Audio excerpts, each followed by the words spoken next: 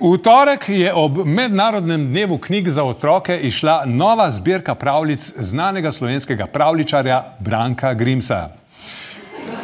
Knjiga z naslovom Grimsove pravljice. Vsi že poznamo tisto njegovo znano zgodbo o črnem panterju in globalnem segrevanju, ki ga ni. V tej knjigi pa so zbrane vse njegove druge klasike. Recimo Janko in dva metka,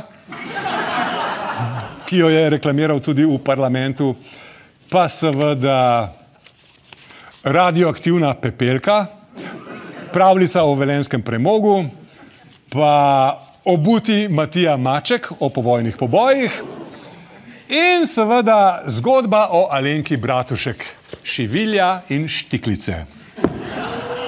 Priporočamo. Knjigo na knjižnih policah najdete skrajno desno.